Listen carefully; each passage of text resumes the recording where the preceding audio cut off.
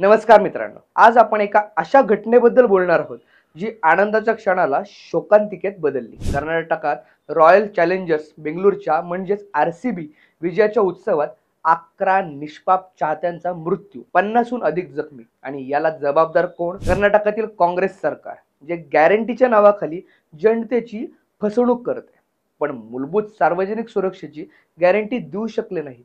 आज आपण या घटनेची सत्यता, सरकारचा निष्काळजीपणा आणि त्यामागील राजकीय खेळ उघड करणार आहोत। जून 2025 बेंगळुरू आरसीबीने आयपीएल 2025चं विजेतेपद पटकावलं। लाखो चाहत्यांचा आनंद गगनाला भिडला होता। हा विजय साजरा करण्यासाठी कर्नाटक सरकारने चिन्नास्वामी स्टेडियम बाहेर एका जल्लोषाचा कार्यक्रम आयोजित केला। पण हा जल्लोष एका भयंकर दुर्घटनेत बदलला। 11 जणांचा मृत्यू, 50हून अधिक जखमी। आणि का?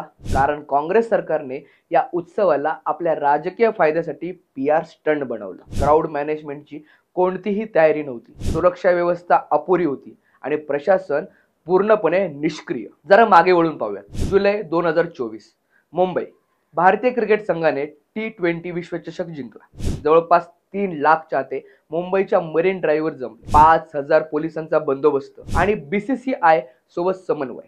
परिणाम, एकही जण जखमी झाला नाही, एकही जीव गेला नाही। हा होता नियोजनाचा, जबाबदारीचा आणि जनतेच्या सुरक्षेला प्राधान्य देण्याचा विजय। पण कर्नाटकात काँग्रेस सरकारने आरसीबीच्या विजयाला आपल्या राजकीय पतंग उडवण्याची संधी बनवलं आणि यात 11 जणांचा बळी गेला। कर्नाटक सरकारचा हा निष्काळजीपणा नवा नाहीये। त्यांनी या विजय उत्सवाला अचानक जाहीर केलं, आयपीएल आणि बीसीसीआयची परवानगी न घेता, लाखो चाहत्यांचा विचार करता। क्राउड कंट्रोलसाठी पुरेशी पोलीस यंत्रणा नव्हती, स्टेडियम बाहेर रस्ते अपुरे, सुरक्षा व्यवस्था ढिसाळ आणि आपत्कालीन यंत्रणा जवळपास नव्हतीच। याला नियोजन म्हणायचं का, की हा आहे काँग्रेसचा नेहमीचा बेजबाबदारपणा?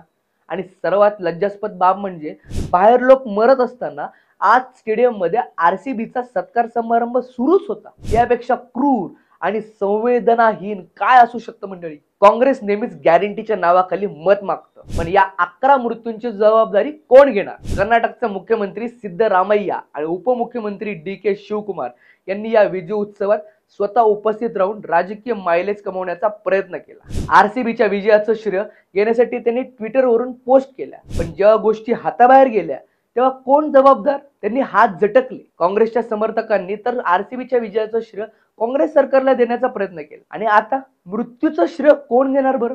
बेंगळुरूच्या रस्त्यांवर आज लोकांचा राग उफाळून येतोय। सामान्य माणसाचा जीव इतका स्वस्त आहे का? एका विजयोत्सवासाठी इतक्या जीवांचा बळी? काँग्रेस सरकारला प्रश्न विचारायला हवेत, का नव्हतं पुरेसं नियोजन? का नव्हती पुरेशी सुरक्षा? आणि का झाला नाही बीसीसीआय आणि आयपीएल सोबत समन्वय? आणि सर्वात महत्वाचं, या मृत्यूंची जबाबदारी कोण घेणार? जनता आता उत्तर मागत आहे। मित्रांनो, कर्नाटकातील ही घटना केवळ एक दुर्घटना नाहीये, तर काँग्रेस सरकारच्या अक्षम्य निष्काळजीपणाचा परिणाम आहे। जिथे मुंबईने 3 लाख लोकांचा समुदाय यशस्वीपणे हाताळला, तिथे कर्नाटक सरकार 11 जणांचा जीव वाचू शकलं नाहीये। ही आहे काँग्रेस सरकारच्या गॅरंटीची सत्यता। आज आपण सर्वांनी मिळून या मृत्यूच्या जबाबदारीसाठी सरकारला जाब विचारला पाहिजे। आरसीबीच्या विजयाचा आनंद आता शोकात बदलला आहे आणि याला जबाबदार असणाऱ्यांना माफ करता येणार नाहीये। आपण आपला आवाज उठूया, सामान्य माणसाच्या सुरक्षेसाठी, न्यायासाठी। कारण जर आज आपण गप्प राहिलो तर उद्या आणखी एक शोकांतिका आपली वाट पाहत असेल।